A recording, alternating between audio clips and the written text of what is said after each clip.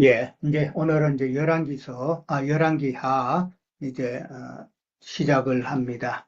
아, 1장이 이제 18절까지 조금 길긴 했는데 읽으신 대로 1장의 그 내용은 선지자 엘리야와 그다음에 이제 이스라엘의 8대 왕이죠. 8대 왕. 그 오므리 왕조로 봐서는 세 번째 왕입니다. 3대 왕인데 이 아하시아가 이제 나오죠. 아하시아와 엘리야가 이제 어떻게 보면은 영적인 싸움을 하는 그런 모습이 참 묘사되고 있습니다. 그 내용은 이제 보면은 아하시아 왕이 이제 하나님을 이제 무시하고 하나님을 참 생각하지 않고 이방신 바울세부를 이제 찾아가는 그런 내용이죠. 그렇게 바울세부를 이제 자기 사자들을 보냈다가 이제 하나님의 지시를 받은 엘리야가 이제 왕에게 나중에 가서 이제 그 왕에게 이제 죽을 것이다라는 죽음을 선포하고 그것이 실행되는 그런 내용이 이제 오늘 주 내용입니다. 1절에서 이제 2절에 가면은 이제 아시아의 그 불신앙의 그 모습을 이제 우리가 볼 수가 있죠. 1절에 가면은 먼저 아합이 죽은 후에 모압이 이스라엘을 배반하였다라는 말이 먼저 나옵니다. 모압이라는 나라가 나오는데 이 모압은 사무엘하 8장 2절에 보면은 다윗에 의해서 정복당한 민족이죠. 다윗에 의해서 정복을 당하고 이제 정복당했으니까 조공을 바치게 되죠. 조공을 바치게 되는데 그 조공하는 그 기간이 이제 북이스라엘 왕 때까지 아합 왕 때까지 이제 계속 내려왔다라는 것이죠. 그러면서 이제 아합 왕 때에 사실은 이제 더 이상 조공을 바치지 않으려고 하는 그런 시도가 있었다라는 것이죠. 그런데 이제 아합 왕이 죽고 나니까 이제 모압이 이스라엘을 배반했다라고 이제 그렇게 나옵니다. 그러니까 더 이상 조공을 안 바치겠다라고 이제 그렇게 한 것이죠. 그래서 배반했다니까 이 배반했다는 이 말 속에는 또 어떻게 보면은 아합 왕 때에는 그래도 모든 면에서 군사적으로, 경제적으로, 그다음에 정치적으로 좀 세력이 강한 그런 모습을 보였죠. 지난번에도 우리가 살폈지만은 건축을 하는데 아주 고급 자재인 그 상아불로 참 건축을 하고 하는 이런 모습은 그 나라가 그래도 아합 시대 때는 참 강한 나라였다라는 것인데 아합이 죽고 나니까 이제 좀 세력이 약해진 것이죠. 그 틈을 타서 모압이 이스라엘을 배반하였다라고 이제 이렇게 나옵니다. 그러니까 지금 이제 아합에서 아하시아로 바뀌면서 그 북이스라엘의 상황을 이렇게 모압이 배반했다라는 것으로 이제 상황을 설명을 하고 있다라고 보시면 될 것 같습니다. 그다음에 이제 아시아가 2절에 보면 다락의 그 난간에서 이제 떨어져서 병이 들었다라고 이제 그렇게 나옵니다. 병이 드니까 왕이 사자, 그러니까 신하죠. 신하를 보내가지고 에그론의 신 바알세붑에게 이 병이 나을지 안 나을지 그것을 이제 물어보게 했다라는 그런 구절이 나옵니다. 아시아가 다락 난간에서 떨어져서 병이 들었다라는 이 말은 우리가 잘 아는 대로 그 사도행전 20장에 보면은 유두고라는 청년이 나오죠. 이청 난간에서 졸다가 떨어져서 이제 죽었다라고 이제 그랬는데 이제 바울이 살렸는데 아, 떨어져서 병이 들었다라는 말은 이제 유도고처럼 깊은 영적인 어둠에 떨어진 것이죠. 그 마찬가지로 아시아도 지금 더 깊은 영적인 어둠에 떨어졌다라고 그렇게 생각할 수가 있겠죠. 그래서 병이 들었다라는 표현을 씁니다. 우리가 보통 병을 고쳤다라고 그렇게 말할 때는 우리가 지은 죄들을 이제 사면을 받고 그 다음에 우리에게 있던 내면에 있던 악한 영들이 이제 쫓겨나는 그런 모습이 이제 병을 고친다라고 이제 그렇게 볼 수가 있는 것이죠. 예수님도 이제 많은 환자들을 이제 고치고 그렇게 하셨는데 결국은 그 환자에게 있던 그 악한 영들을 쫓아내는 것이 이제 병 고친다라는 그런 의미가 되겠죠. 그런데 이제 이 아시아는 이제 병이 들었다라고 그랬으니까 도리어 더 악한 영에게 지금 사로잡혔다. 이제 그렇게 이해를 하시면 될 것 같습니다. 그래서 악한 영에 사로잡혔기 때문에 지금 하나님을 찾지 않고 참 에그론에 있는 그 바알세붑에게 사자들을 보냈다라는 그런 내용이죠. 에그론이라는 것은 이제 우리가 옛날에 그 저기 사무엘서를 할 때 이제 많이 다뤘던 블레셋의 5성읍 중에 하나죠. 블레셋의 5성읍 중에 하나고 아스돗, 가사, 아스글론, 그 다음에 가드, 그 다음에 에그론 이제 이렇게 5성읍인데 에그론의 신 바알세붑이라고 이렇게 나왔습니다. 바알세붑이라는 것은 우리가 잘 아는 대로 신약의 바알세불이죠. 바알세불과 같은 의미다라고 보면 됩니다. 아마 구약의 표현이고 신약의 표현이 조금 달랐던 것으로 이제 보면 되는데 바알세불이라는 말은 우리가 너무나도 잘 알죠. 똥파리의 왕이다라는 것이죠. 바알이라는 것은 로드, 왕, 주라는 뜻이고, 그 다음에 세붑이라는 말은 이제 팔이라는 이야기죠. 팔인데도 좀 더 큰 똥파리, 왕이다라는 건데, 이건 우리가 너무나 잘 아는 대로 참 세상 돈을 주관하는 세상 마귀를 표현하는 말이다라는 것이죠. 바알세불이라는 이 말을 갖다가 이제 세상적인 그런 세상만을 취하는 그런 귀신과 같은 그런 자들인데 예수님께서 우리가 아는 대로 이제 많은 환자들을 이제 병 고침을 베풀 때 많은 병자들을 고칠 때 바리새인들이 참 예수님 보고 경멸하면서 하는 말이 있었죠. 예수님이 병을 고치니까 저가 바알세불을 힘입지 않고는 귀신을 쫓아내지 못한다라는 그런 말을 했죠. 그러니까 예수님을 바알세불의 힘을 빌려서 저런 일을 한다라는 그런 말인데 이제 이거는 이제 바리새인들은 자신은 이제 경건하고 바리새파 사람들이 얼마나 경건의 모습을 갖췄습니까? 그러니까 자기네들은 참 경건하고 그러나 예수님은 바울세불의 힘을 입었다라고 하면서 예수님을 세상 속된 자로 그렇게 비방하면서 말을 한 것이죠.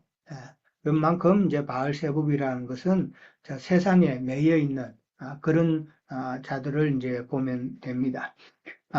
참, 이 아시아는 참 자기가 떨어져서 병이 들었으면은 이제 신앙이 참 잘못되어 있는 상태가 되었으면은 하나님을 찾아야 되는데 참 바알세붑을 또 찾아갔다라는 것은 귀신이 영이 들었는데 거기에다가 또 다른 귀신이 더하는 그런 형국이 되는 것이죠. 요즘은 글쎄요 뭐 미국에는 그런 집회는 잘 없어요. 뭐 신유 집회라는 거 요즘은 잘 없는데 옛날에 제 어릴 때는 한국에는 신유 집회라는 거 참 많이 했잖아요. 그런데 가면은 귀신 들린 어떤 악한 영에 사로잡힌 자가 그런데 들어가면은 결국은 더 많은 귀신에 사로잡혀서 나오죠.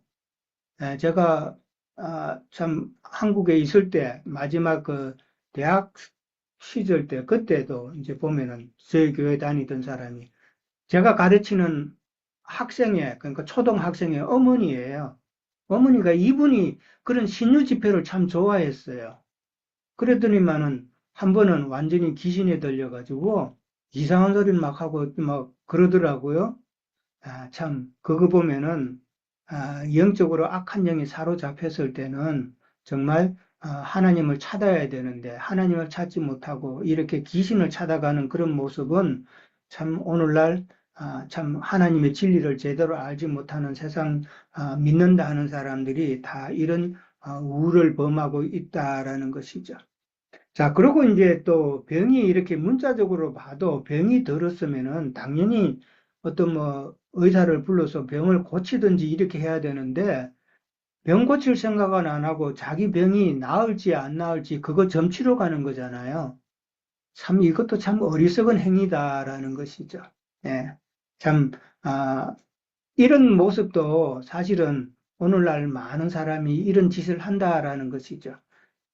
만약에 세상 살면서 너 궁핍함이 있고 이러면은 내가 열심히 노력해서 그 궁핍함을 면하려고 그렇게 생각하지는 않고 신앙 좋다 하고 하나님을 찾으면서 늘 그냥 철학기도 가면서 기도만 하는 사람들이 있죠.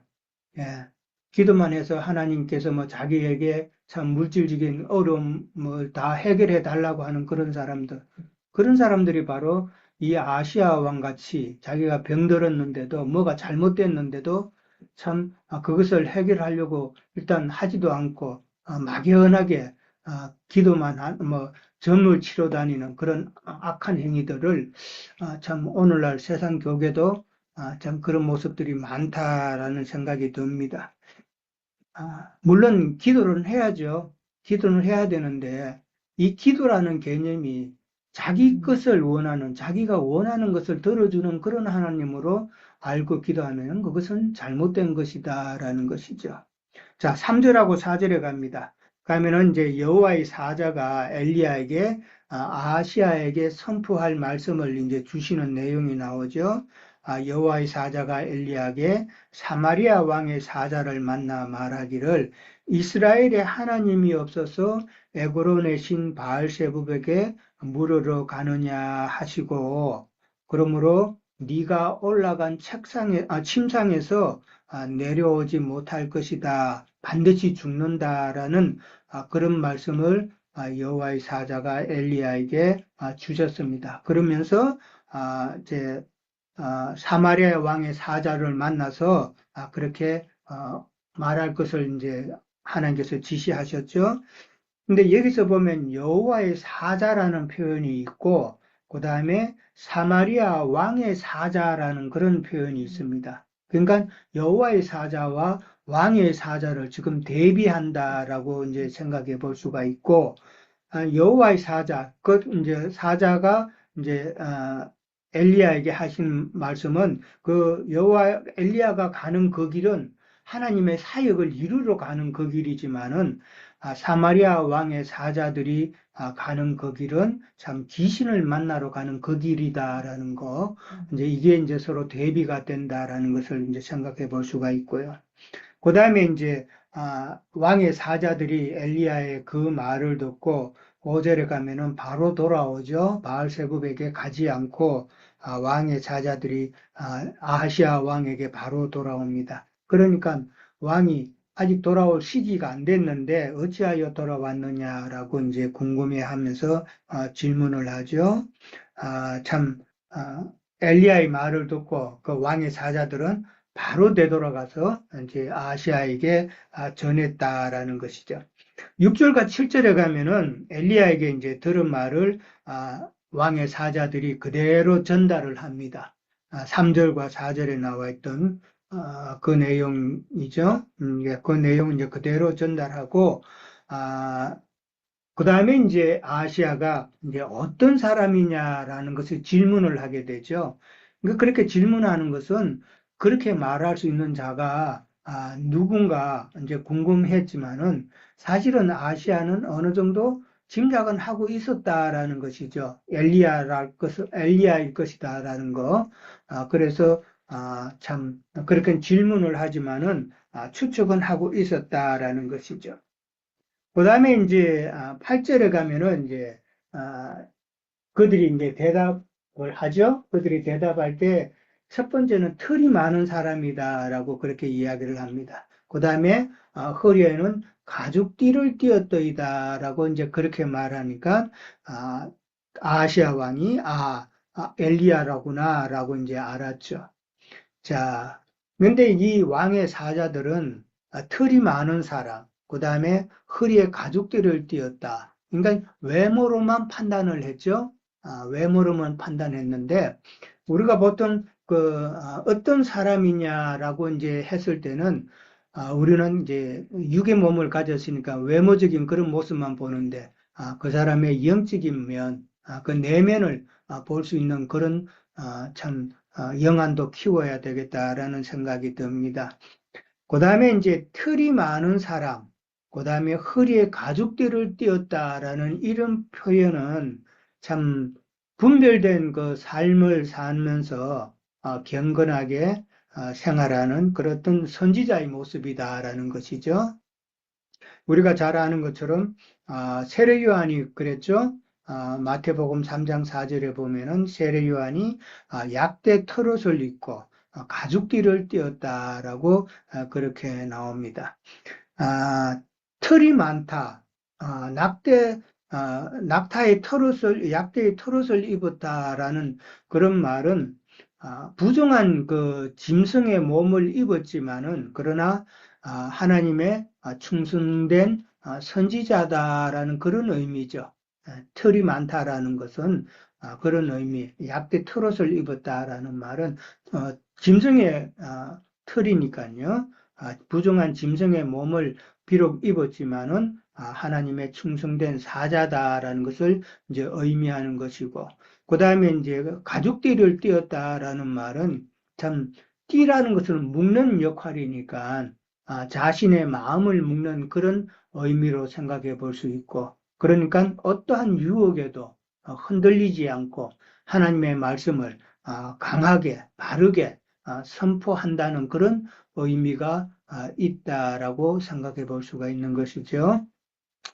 그 다음에 이제 9절에서 이제 16절까지 가면은 참 아시아 왕이 참 엘리야를 참 잡아오기 위해서 50부장을 통해서 이제 보내죠. 50부장이니까 50명의 군사하고 같이 이제 50부장이 가는 내용이죠.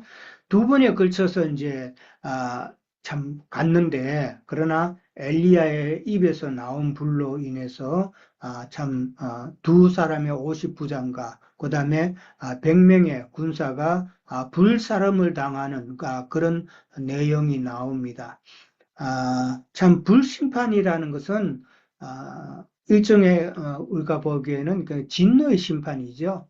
진노를 하나님께서 진노를 나타내실 때 하시는 심판이 이제 불심판인데 계시록에 보면은 그 일곱 천사들이 이제 불대접을 이제 붙는다라는 그런 내용이 나오죠. 그러니까 하나님의 이 불심판은 계시록에 나오는 그 일곱 천사들이 불대접으로 심판하는 그런 근거가 되는 그런 내용이다라는 것이죠. 그리고 이제 이 50부장과 군사 50명, 이제 전부 다 해서 이제 100명이죠. 100명은 아시아와 이세벨이 보낸 그런 군사들이잖아요. 그러니까 이들은 하나님을 무시하고 대적하는 자로 상징이 된다라는 것이죠. 그러면서 첫 번째, 두 번째 그 50부장은 엘리야를 대하는 태도가 하나님의 사람이여라고 하면서 상당히 존경스러운 그런 모습이 아닌 사실은 경멸의 그런 표현을 썼다라는 것이죠. 하나님의 사람이라는 말은 이거는 존경의 표시가 아니라 경멸하는 그런 표시입니다. 그런 의미로 그렇게 말을 했고, 그 다음에 내려오라라는 그런 표현이 있죠. 그 다음에 두 번째는 속히 내려오라라고 이렇게 말을 합니다. 이런 것은 좀 명령조 언어로 참 엘리야를 낮추어서 깔보면서 명령하는 그런 모습이다. 그러니까 하나님의 사람인 하나님의 선지자인 엘리야를 갖다가 존경하는 그런 모습은 전혀 없고 대적하는 그런 모습을 보였다라는 것이죠. 그러니까 대적하는 모습을 보이니까 두 번에 걸쳐서 엘리야의 입에서 나온 그 하늘에서 불이 내려와서 그들을 다 불살랐다라는 그런 의미가 되는 것이죠.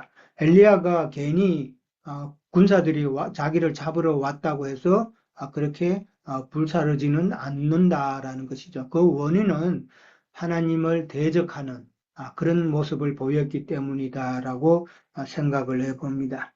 그러면서 10절하고 12절에 가면은 내가 만약 하나님의 사람이면이라고 엘리야가 되받아서 하나님의 사람이라는 표현을 씁니다. 그러니까 군사 그 50부장이 했던 그 하나님의 사람이라는 표현하고 엘리야가 말했던 그 하나님의 사람이라는 표현은 의미가 조금 다르다라고 이제 보면 되는 것이죠. 그러니까 엘리야가 말했던 내가 만약 하나님의 사람이다라는 이 말은 하나님께서 주신 그 선지자의 권위를 내가 가졌다라는 그런 이야기죠.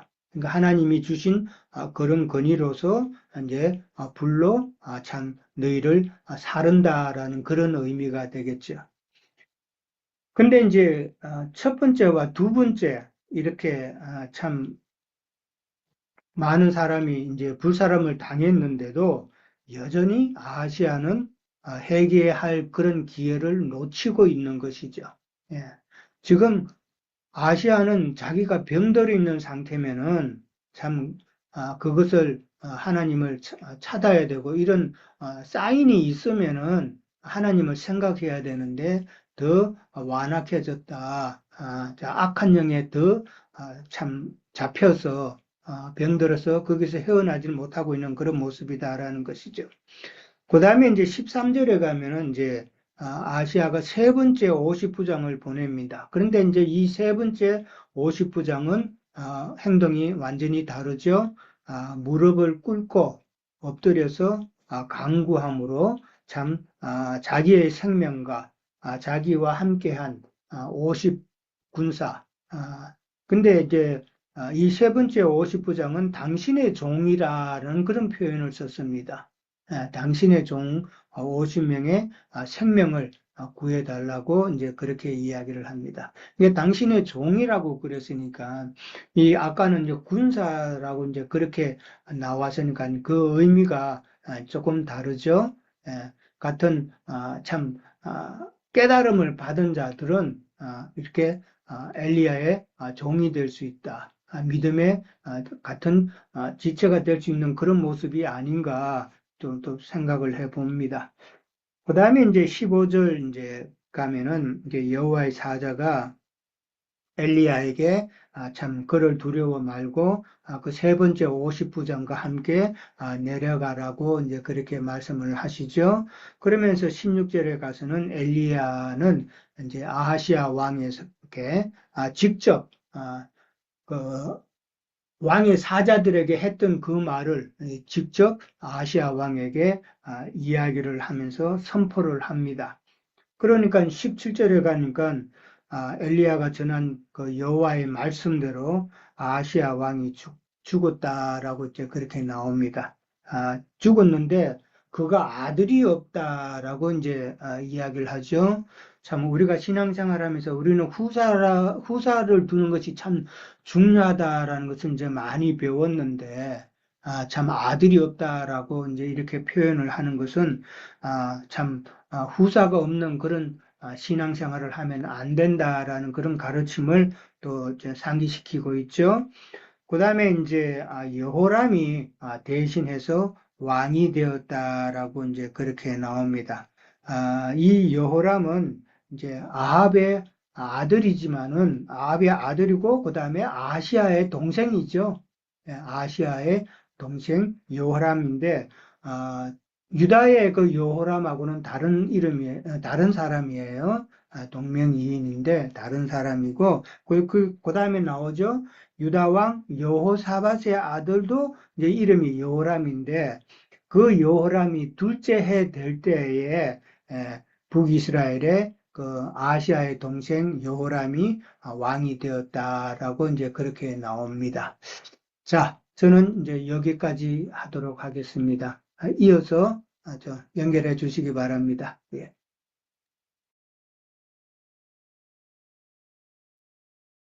예, 수고하셨습니다. 예, 저도 좀 이렇게 나눠보겠습니다.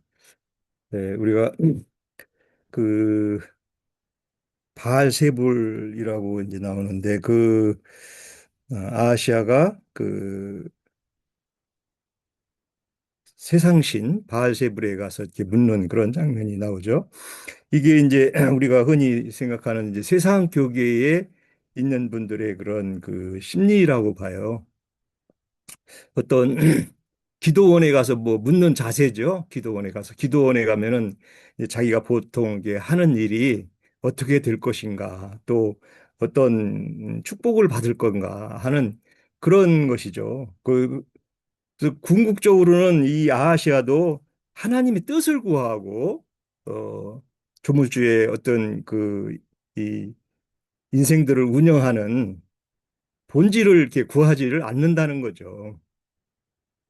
그 주로 보면은 이제 우리 신앙인들 중에도 이렇게 나눠지는 게 정말 하나님 뜻이 말씀 속에서 어떻게 에, 이 복음 안에 감춰져 있고 그런 것들을 밝히고 그래서 우리가 진리에 순응하고 거기에 순종할 것인가 하는 그런 관점으로 어떤 것을 말씀을 추구해야 되고 이제 그런 비중이 많이 있는데 이 보통 이제 종교성으로 이 신앙하는 분들을 보면은 요행을 바라죠. 요행을. 그래서 뭐 세상에서 좀 어떻게 이렇게 잘 해주고 하면은 그 그냥 뭐 할렐루야 아멘이고 또 어떻게 좀 이렇게 하는 일이 안 풀어지고 뭐하고 하면은 그냥 응? 하나님이 어디 계신가 하는 그런 개념으로 보통 이렇게 많이 계시더라고요. 이렇게 대화를 나눠보고 뭐 해보면 그런 마음 속에서는 주님의 진리의 말씀이 들어와서 정말 우리가 새 사람으로 변하고 나의 이 정신 상태나 이 심령이 천국화가 될 수가 없는 거죠. 그런 상태에서는. 또 지식적으로 받는 것도 마찬가지죠. 지식으로 은 결국은 이제 죽이는 거라고 하는데 뭘 알고 모르고 이런 건 어떤 그런 관점으로만 이 관념이 가면은 늘 그 지식만 추구하다 보니까 뭐 요즘에 어떤 형제님 그냥 그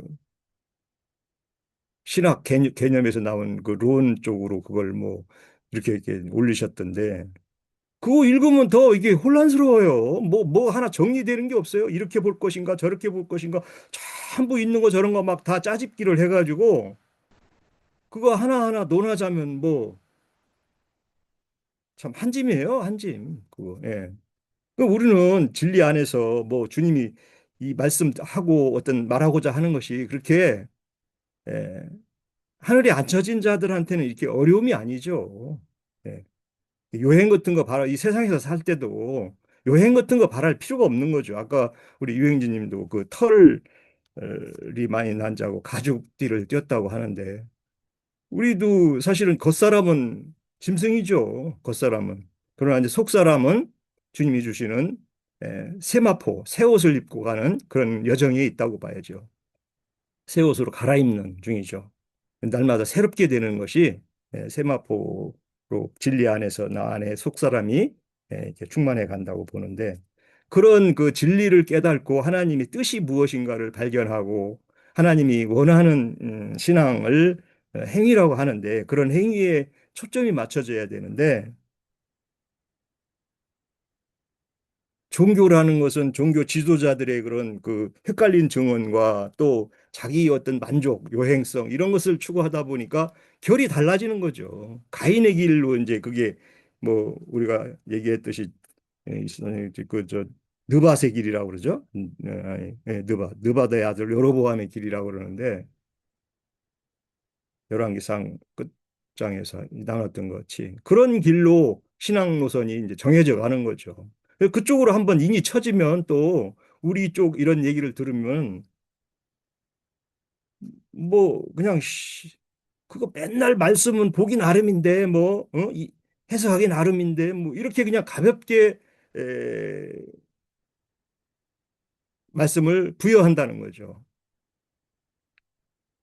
참 이게 사실 주님의 말씀을 엄하게 또 우리가 심중히 있게 듣고 하나하나 정말 말 뜻하는 것들을 잘 이렇게 이해하고 그 안에서 진리들을 발견하고 우리가 새 사람으로 되는 그 노선에 있는 그런 것들을 우리가 받아들이고서 날마다 새롭게 되는 새로운 지식으로 반하는 그런 신앙생활을 해야 되는데 그것이 이제 안 되는 거죠.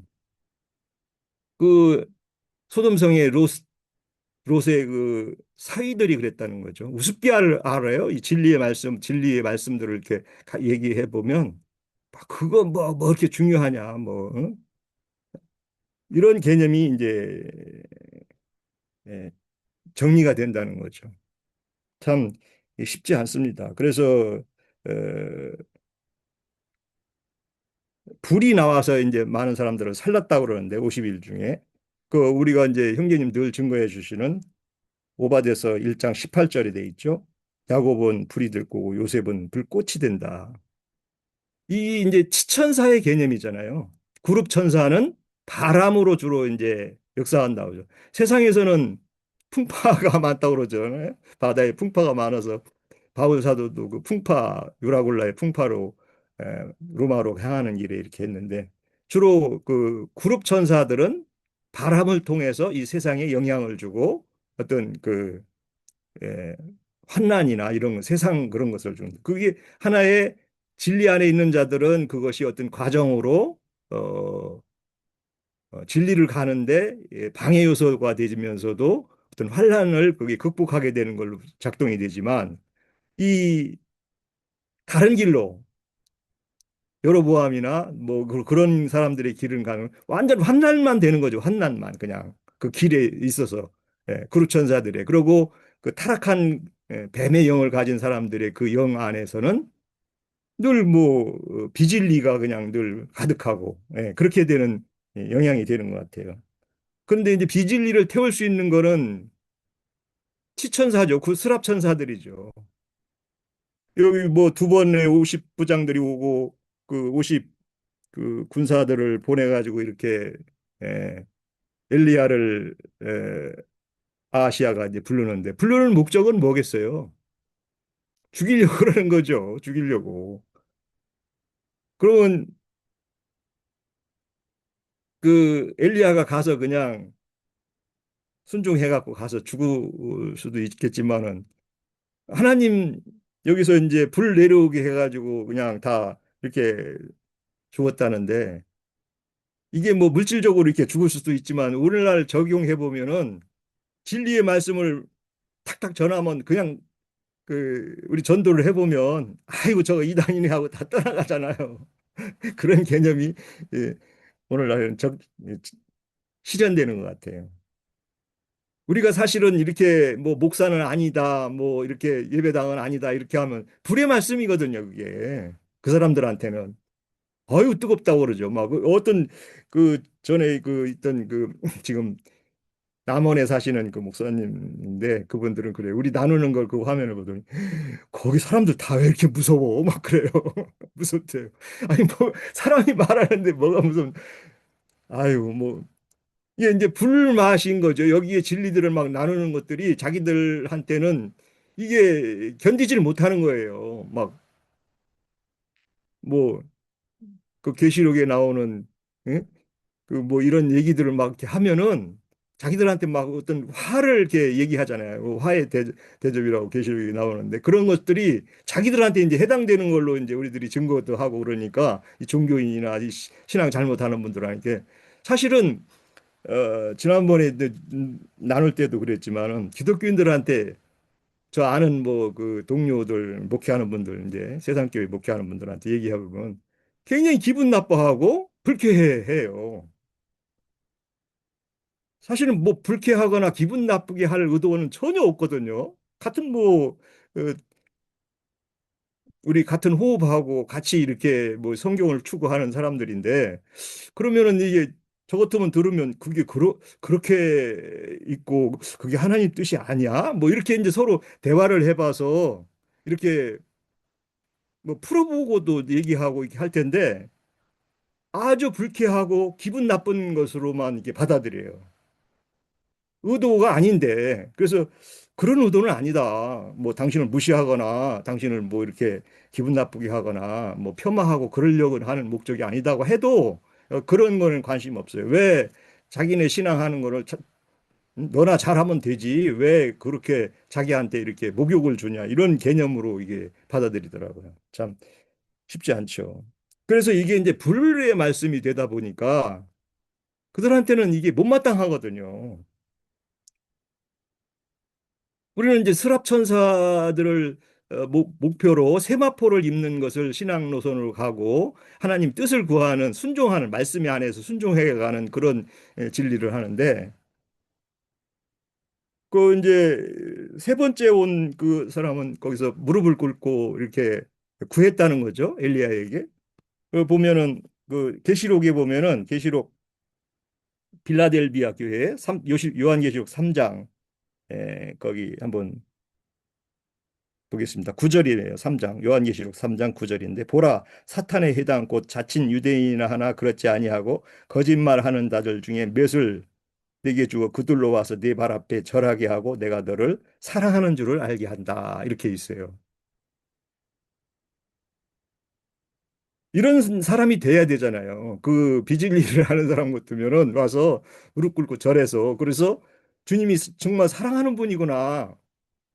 요한 사도는 이제 주님의 사랑하심을 받은 자인데 우리가 주님의 사랑하심을 받은 자들은 이렇게 진리의 말씀을 잘 깨닫고 잘 전해줄 수 있는 사람이라면은 그걸 와서 받고 절을 해서 숙이고 아 그게 말씀이 그렇게 풀어지는 건가 하고 이렇게 해야 되는데 사실 이런 사람이 별 많지 않죠. 뭐 우리가 전도를 해보면 다 예, 정말 그게 맞네요 해서 이렇게 오는 사람이 뭐 우리도 전도 뭐 없지 않겠죠. 남은 7천이 항상 있다니까 그런 사람들을 목표로 우리가 전도하고 또 하나님 뜻을 이루어드려야 되는 그런 책임이 있으니까 그래서 엘리야의 이런 마지막 이제 세 번째는 그래서 이런 와서 수그리고 하는 절하는 자를 따라서 이제 내려와서 요그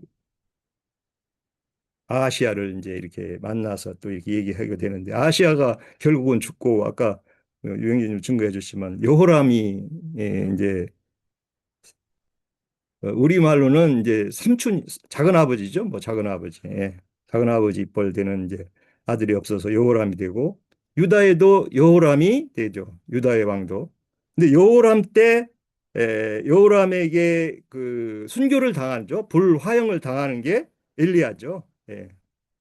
그때는 이제 뭐 우리 후로 2장 이후로 이제 그 엘리야가 이렇게 예, 하늘로 올라간다 이렇게 돼 있는데 그래서 그 신앙의 어떤 그 선에 있느냐 어떤 노선에 있느냐에 대해서 가가 말씀이 열리고 닫히고 하는 것이 결정난다는 거죠. 그래도 뭐 많은 사람들이 이제 귀를 열고 우리의 진리들을 이렇게 듣고 하다 보면 뭐 처음에야 뭐 이게 참 이단들 말 같고 또 이해가 안 되는 말이고 뭐 이렇게 된다고 하지만 와서 귀를 기울이고 들어보고 그러면 뭐 이렇게 하나님의 은혜를 또 다시 이렇게 받는 그런 과정이 있다고 볼 때 우리도 또 그런 데서 뭐 어떤 한 사람이 되고 안 되고의 그런 뭐 낙심이나 뭐 또 이렇게 저기 할 필요 없이 늘 전도하는 자세로 뭐 사람을 보는 우리 지체들이죠. 그래서 늘 뭐 이렇게 떠나가는 사람들 보면은 참 낙심도 되고 마음도 참 에, 아프고 그렇지만은 우리는 늘 세마포 주님이 주시는 세마포를 입고 그를 따르는다고 봅니다. 그래서 이제 계시록 마치면서 계시록 19장 8절을 한번 읽어보겠습니다. 제가. 그에게 허락하사 빛나고 깨끗한 세마포를 입게 하셨은즉 이 세마포는 성도들의 옳은 행실이더라 이렇게 했습니다. 그래서 가죽 띠를 띠고 털옷을 입은 세례 요한의 상징과 또 우리 속사람 주님이 세마포로 장사를 지내고 세마포는 빛난 그 아주 그 정결한 빛의 옷이라는 걸로 상징이 돼 있죠. 그 세마는 뭐 우리 시골에 있을 때 그 말을 해가지고 이렇게 하나하나 참 잘 그 이제 하는 그런 모시 옷이라고도 한 것 같은데 그게 맞는지는 모르겠습니다. 예.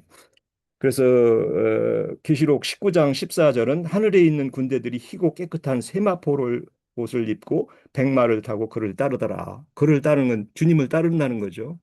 예.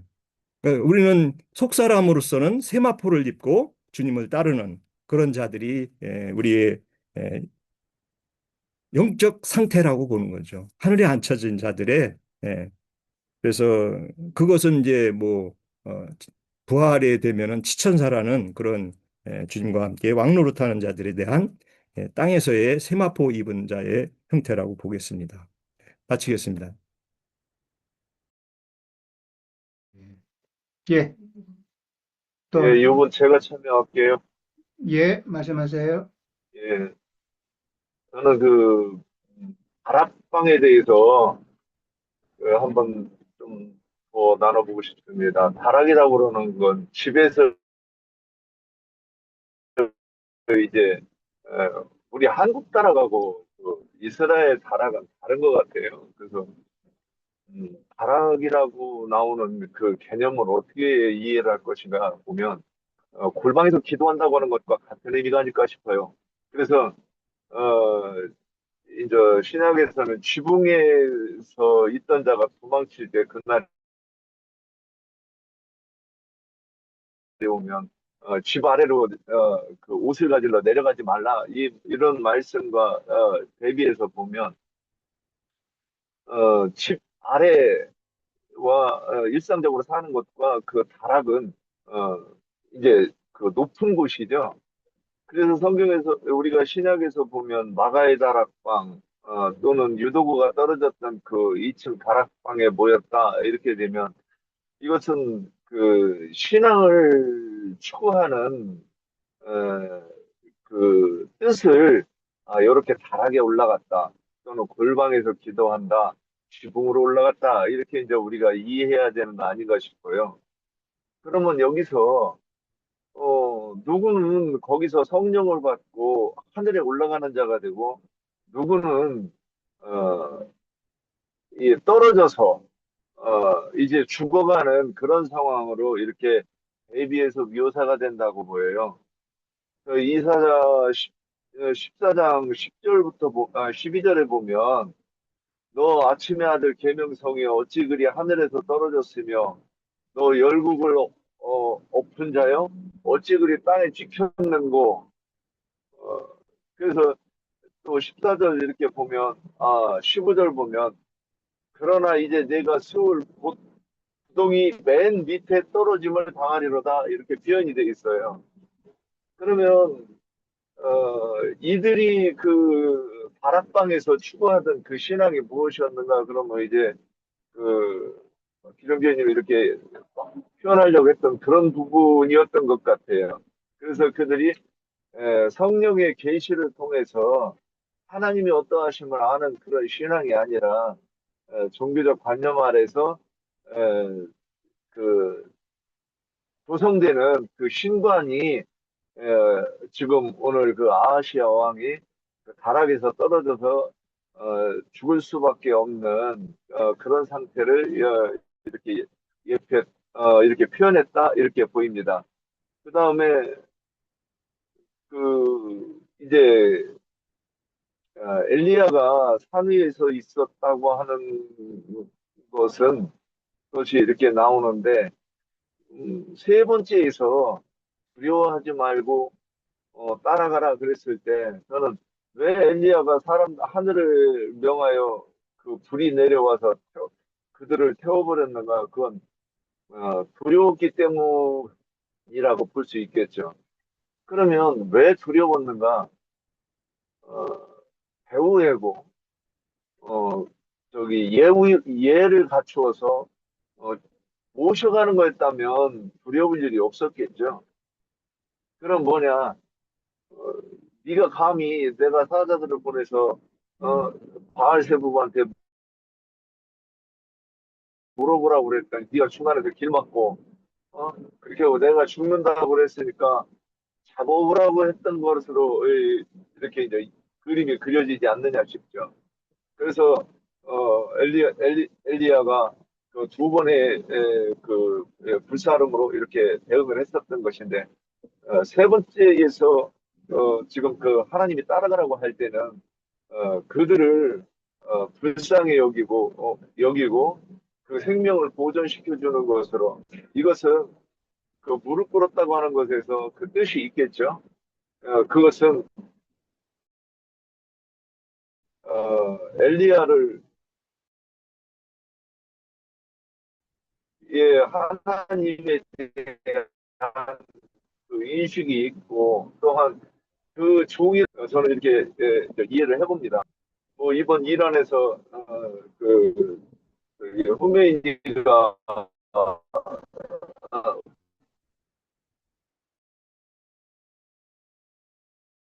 그 폭격으로 죽었는데 하고 그들이 그 성전을 위해서 순교를 하면 7명의 미녀와 영생을 보낸다고 이렇게 이제 그들의 교리가 그렇답니다. 그래서 그것을 위해서 그 영원토록 7명의 미녀와 살기 위해서 그런 짓들을 하는 거예요. 그리고 그 순교자라고 하는 근데 여기서 그 세 번째 사람이 지금 여기서 우리가 항상 성경을 우리가 볼 때, 빛의 세계와 어둠의 세계의 싸움이라고 하는 관점에서 이것을 대입해 본다고 할 때, 만일 그가 자기가 지금까지 갖고 있던 그 신앙이 그 아합을 통해서 또는 그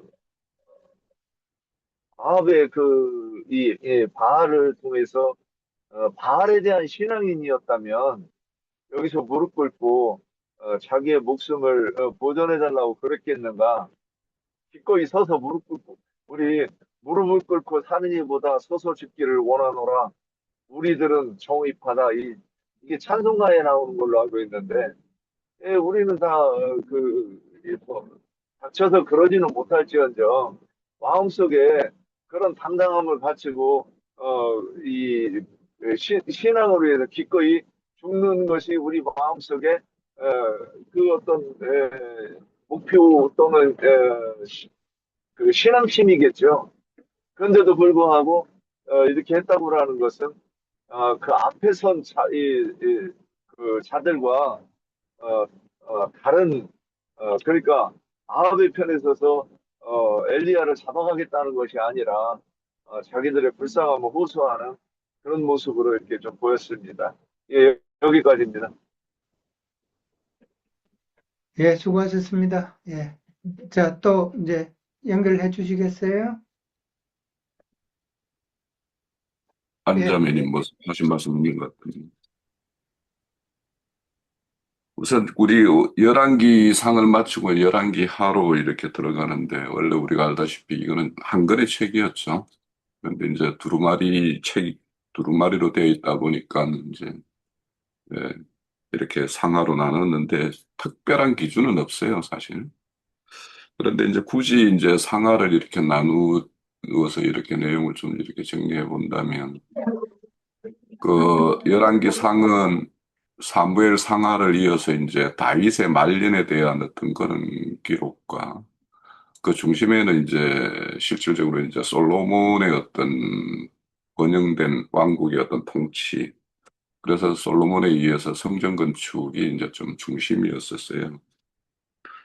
그런데 이제 그 번영의 어떤 시기의 어떤 정점을 찍고는 이제 왕국이 이렇게 분열이 돼요.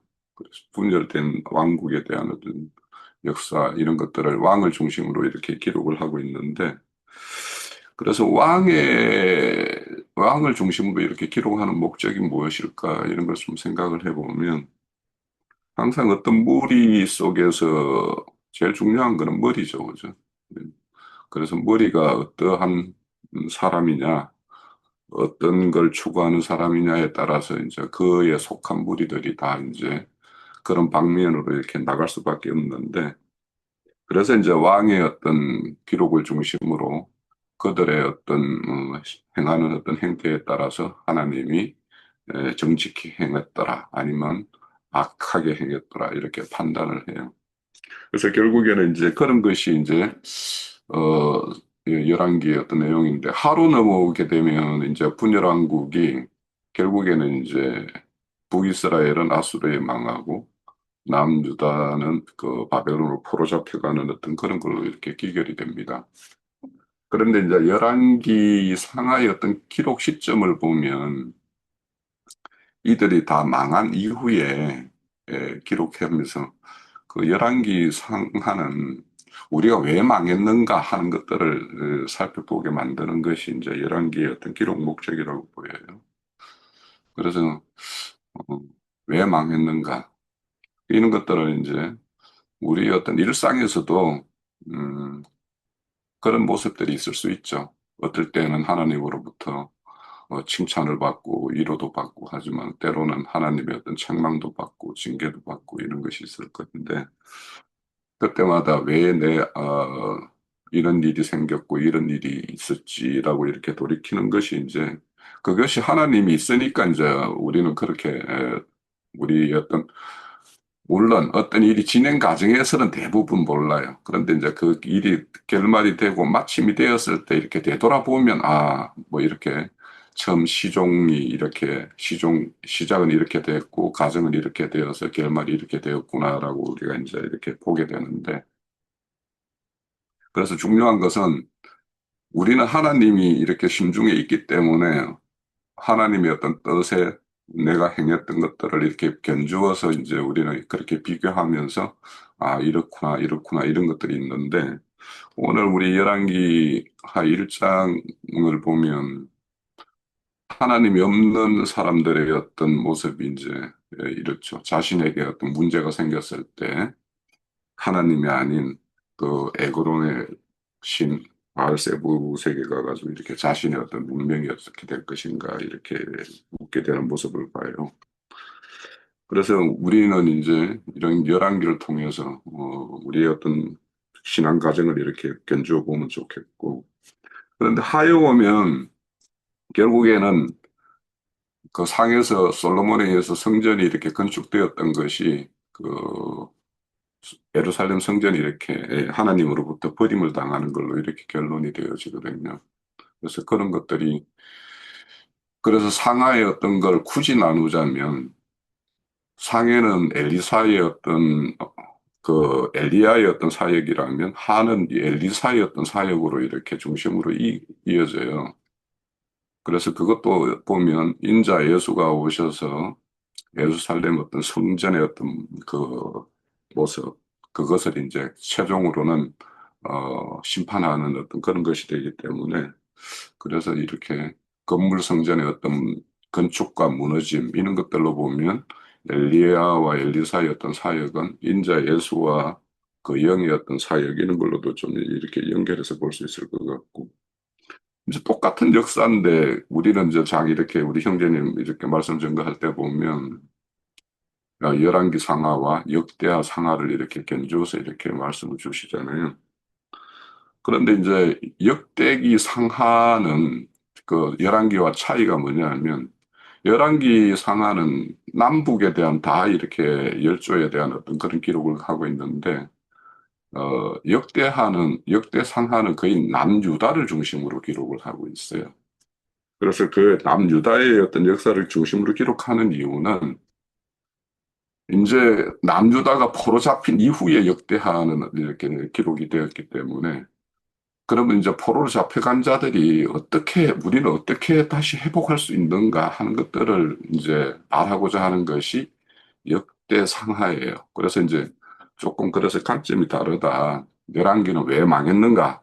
역대하는 우리는 어떻게 다시 회복할 수 있는가 하는 것들을 이렇게 말씀하고 있다고 생각 들고 그러다 보니까 성전과 제사와 이렇게 예배에 관련한 것이 이제 늘 그 역대 상하에는 좀 중심을 두고 있다라는 것을 우리가 볼 수 있고 그리고 이제 열왕기 이제 1장의 내용은 뭐 계속 반복되는 내용인데 저는 이거 보면서 이렇게 세 무리의 50부장과 그 군대가 가서 이제 엘리야를 만나는데 왜 앞에 두 분은 이제 쳐 죽임을 당하고 마지막은 이제 그 무릎 꿇고 이렇게 목숨을 구제받는 어떤 그런 모습을 그렸을까 이걸 보면서 저는 이제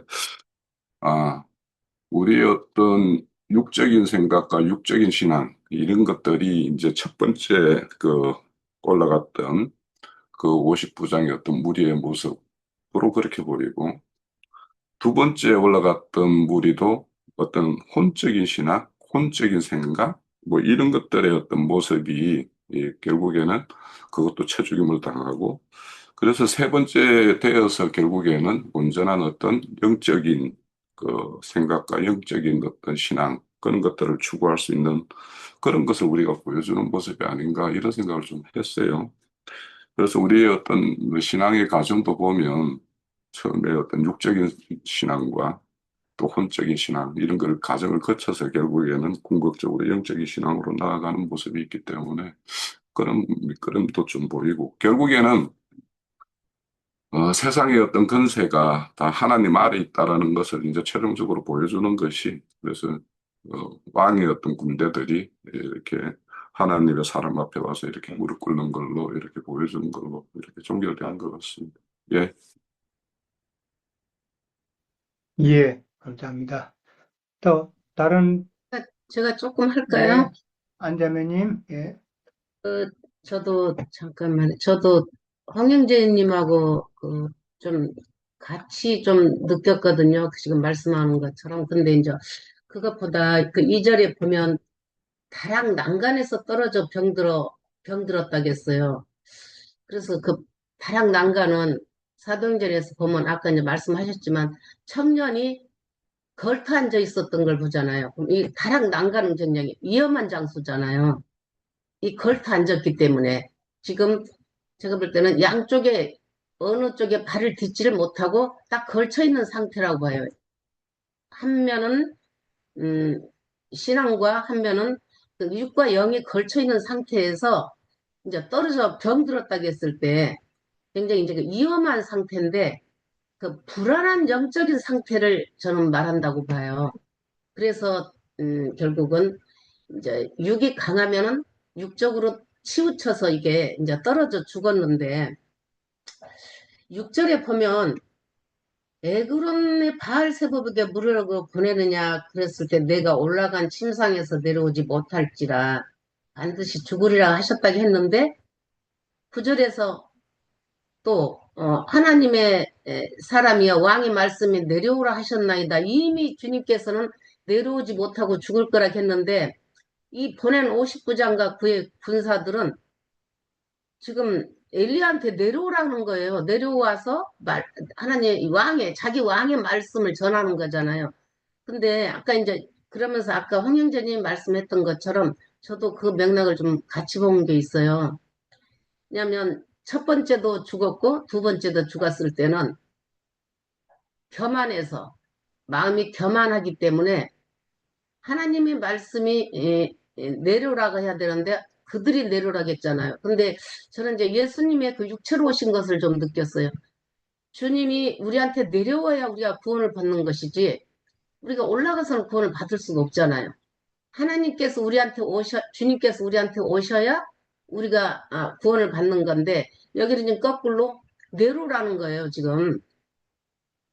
이 하나님이 내려오는 것은 교만한 자한테 내려오질 않잖아요. 마음이 겸손한 자한테 내려오고.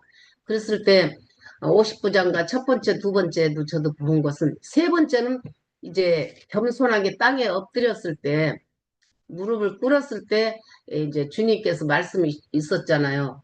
내려가도 되겠다 이제. 그랬을 때 그 우리 자신들 안에서 영이 교만할 때는 그 어떤 말도 들리지 않고 불이 내려와서 태워 주겠다고 했는데 그 불이 이런 불이 아니잖아요. 여기는 불이라고 했지만은 하나님의 그 말씀으로 그들은 죽은 거예요. 그 저주로. 그 불로 태워 주겠다는 것은 하나님의 말씀으로 인해서 그들의 그, 그 육적인과 혼적인 것을 그걸 태워서 죽인 거잖아요.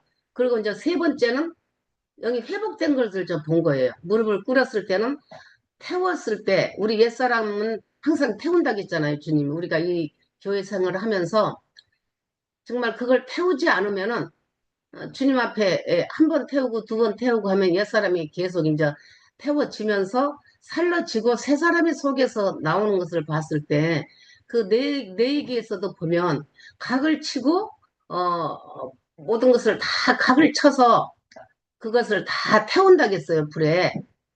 그러니까 이제 그 각을 치는 것은 짐승이지만은 우리가 주님 안에 있을 때 우리 모든 성분들을 다 각을 쳐서 주님께 태워질 때, 속 사람은 거기서 다시 이제 주님의 말씀으로, 영적인 말씀으로 이게 살아나서 그 자신이 영이 살아났을 때 주님한테 이제 무릎을 꿇는 거죠. 제가 이게 잘못했어요. 이런 상황, 이런 것들이 저에게 너무 많습니다. 그렇게 했을 때 세 번째 사람은 겸손한 영으로 숙일 때 주님께서 이제 내려가도 되겠다. 그랬을 때 저는 제가 이제 표현은 좀 속은 알겠는데 표현이 좀 부족해요. 이렇게 다 있는 것을 표현을 못 하겠는데 홍영재님이 했던 그 말씀과 같이 좀 느꼈거든요. 그래서 결국은 이게 이제 우리를 놓고 보는 거잖아요. 성경은 이렇게 보이지만 믿는 사람들을 놓고 볼 때 첫 번째, 두 번째, 세 번째 그렇게 통해서 세 번째는 주님이 영적인 그런 사람으로 이렇게 변화됐을 때 주님께 무릎을 꿇는 거 아닌가 저는 그런 생각이 들었어요. 대박. 어, 고치를 꺼보세요.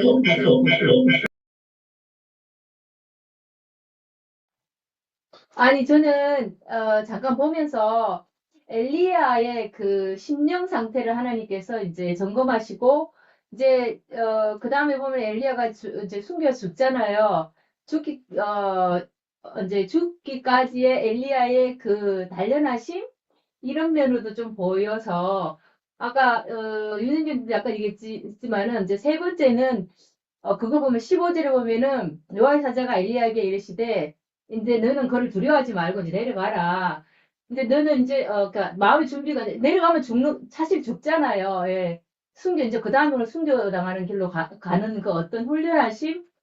그, 물론 첫 번째, 두 번째가 육적이고 혼적이고 그다음에 영적인 상태로 가는 그런 것도 그런 방면에 엘리야 자신도 이렇게 훈련되는 그런 과정을 보여주고자 하는 게 아닌가 그런 생각 들었고 하여튼 이 말씀을 들으면서 계시록에 11장에 두 증인이 죽을 때에 지진이 일어나서 그 성이 무너지고 죽은 사람이 7천이었다고 하고서 남은 자가 있잖아요.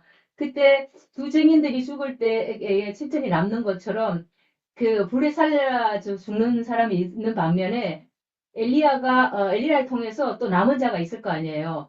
그거를 보여주는 거 아닌가, 여기 세 번째 분들은.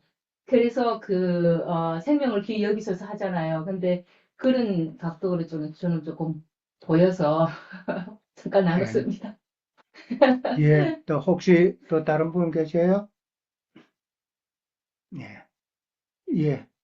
그러면 오늘은 이제 여기서 마치도록 할게요. 예.